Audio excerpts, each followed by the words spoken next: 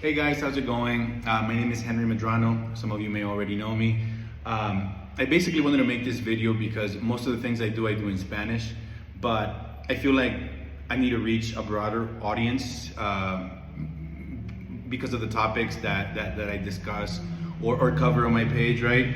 So, and I want other people to know my perspective, my opinion on the state. Right, on the state of El Salvador currently. The reason I moved here is because security, right? Safety is paramount, and right now we have shown that over and over in El Salvador. I mean, arguably, this is one of the safest countries in the hemisphere, but we're gonna be humble, right? And we're gonna say in the Western Hemisphere. But basically, you know, nothing is perfect, and there's things that need to be said that people may not know, because what the government paints is a you know, and that's politics, right? A perfect portrait of everything that's going on. Everyone, and to be honest with you, Salvadorians abroad, right? You know, that are abroad legally and can return, and some that can't.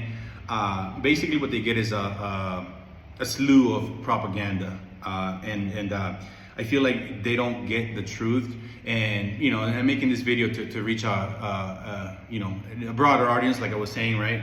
Not just our people right abroad and the people here. But the thing is that there's a lot of things that we Salvadorians here, right, can't say per se. Because there is a censorship. There's a censorship, and they don't admit it, but there is, right? At different levels.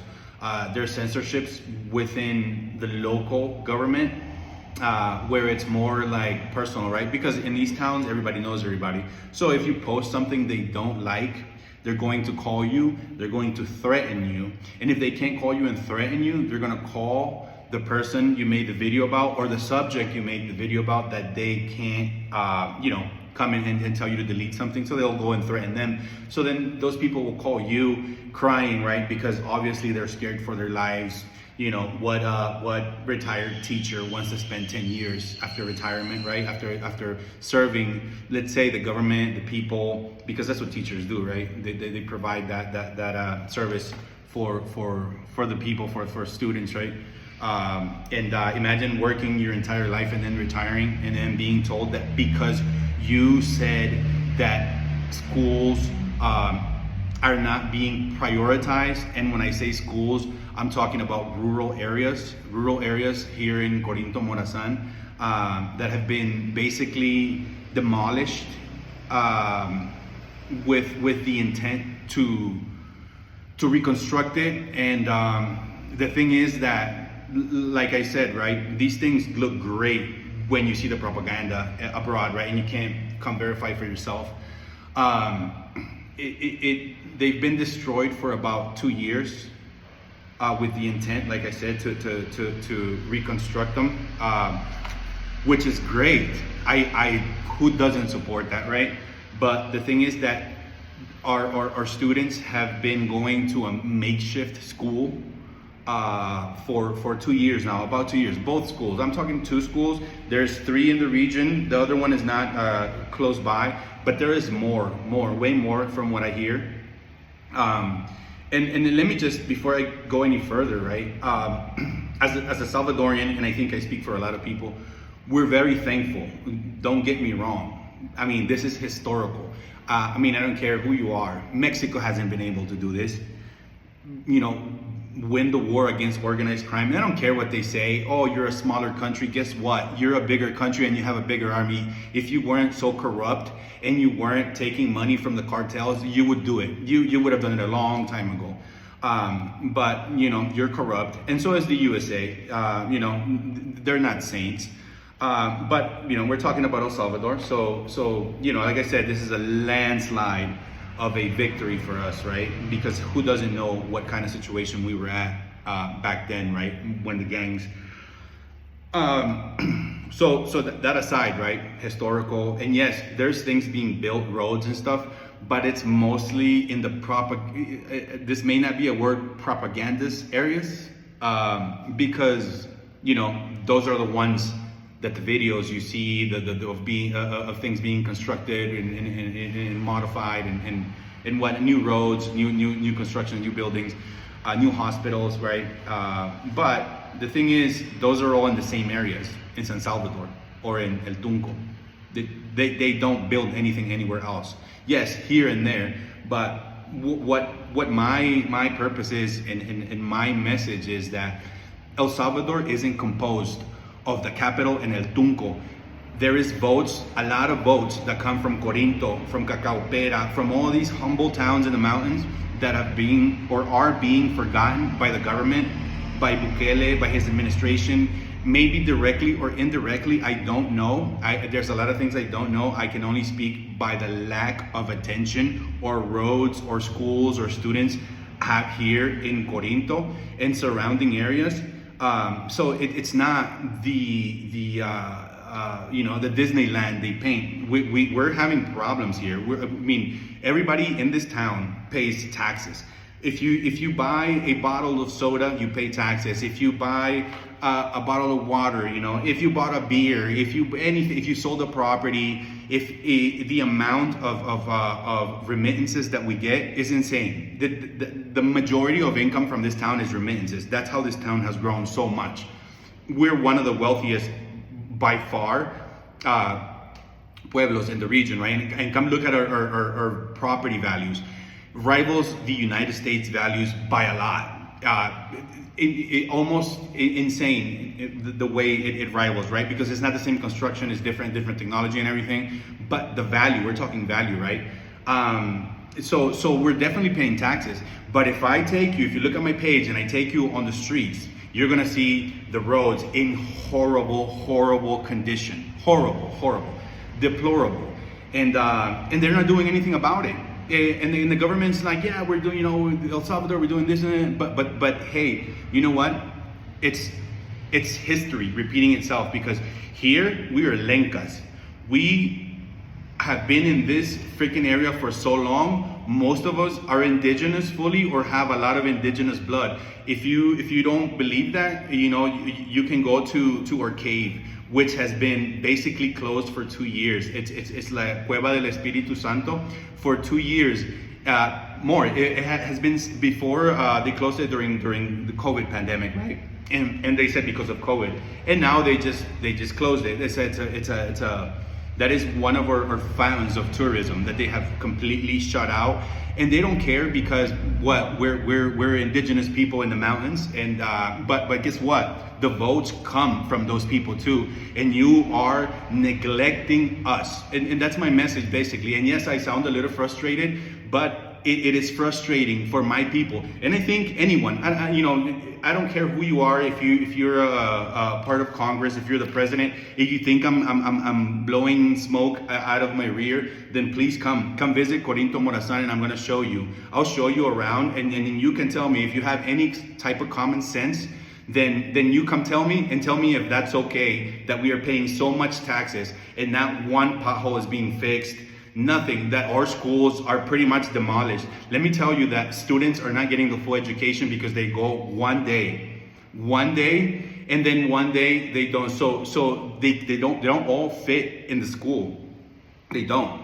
So basically, you're getting half the education. And then you can cover it up by saying, yeah, we're doing online. It's not the same. It's not the same. I'm sorry to tell you, it's not. And you can't cover, shit with chocolate. So it's not. What they need is the schools built. And if you can't build the schools, then you should at least let the people, right, build it themselves, because they do worry about their students and their community, right? Because we live here, because this is our community and our people. And I definitely could see someone from the capital, right, from those areas that we basically just don't exist. But the thing is that, like I said, right, the country is composed of everybody, and the majority of the votes don't come from the capital. They don't come from El Tunco. They come from us. But every so often, when you're doing campaigns, you come and lie to us. You come and tell us that you're going to build roads. You come and tell us you're going to build schools. You come and tell us you're going to, build clinics, hospitals. We don't have a hospital here. We have a clinic. That's all we have, right? Thank God they do their job diligently, and they provide, their service to the people here, but we don't have a hospital. Let's be humble, right? Let's be realistic too, right? We probably won't have a hospital for a long time, but that's okay. Let's stick to the realistic facts that a pothole costs about, I don't know, $10 to fix. But here we are spending hundreds of thousands of dollars on I don't know what. But meanwhile, our town is basically a turned into an apocalyptic town. Even though people live here, it looks like a ghost town. But it just looks like nobody here, takes care of the roads. Nobody does anything. That's kind of what I try to bring out to light, right, in my page. Along with, I try to do tourism. I try to do funny things here and there. But the thing is, it's inevitable. It is inevitable to not get engaged because you see so much uselessness, so many useless people in charge of us, literally doing absolutely nothing for us while we pay taxes. At least sit there and with your thumb wherever you want, but at least let the funds, the taxes we pay, at least someone, let them take care of the roads, let them do something, because, well, we're basically forgotten here in every aspect you can think of, except for parties and shit like that, the circus that, the mayor wants to have so that we can forget about the state we're in. Basically, that is what's going on here. They're putting up a circus so that we shut up and we dance and we don't care about the potholes. So as long as I'm here, you're gonna hear the truth. You're gonna keep hearing the truth because, in America, we learned that the reason we're such a great country is because brave men sat there and fought for their country, right?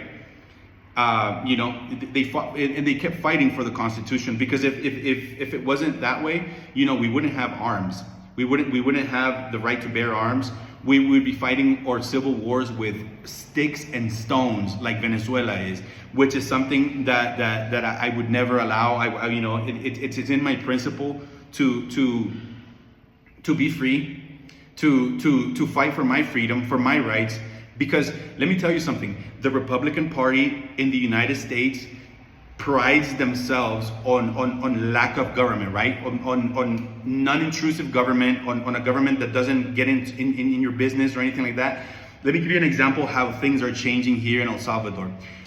You know what a VIX is, right? Little thing that in our culture, you get cancer, you get a cold, you get this, whatever it is that you got, mom comes and rubs you on the chest. That's the kind of the joke we have, right? Because it cures everything.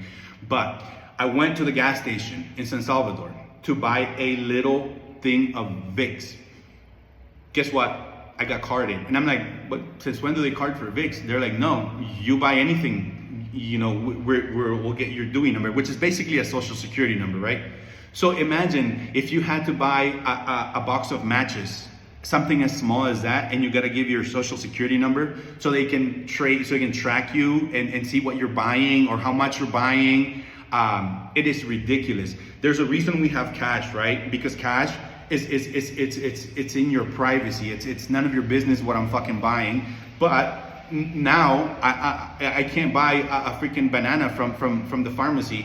I can't buy multivitamins from the pharmacy without you knowing that I'm buying it and me giving you my DUI number, which is basically, like I said, social security number. So those are things that definitely need to be talked about, that people need to know, about how things are going. And there's a lot of rights that I see being trampled and in the process of being trampled. So I feel like it's up to us, people who have a platform to speak out about those things, because at the risk of sounding redundant, we are in a good position, right? And we're in a safe country and everything, but that doesn't mean that we're going to give our rights away so you can come and basically control everything that we do, know everything that we do, everything that we buy, because that is definitely not right.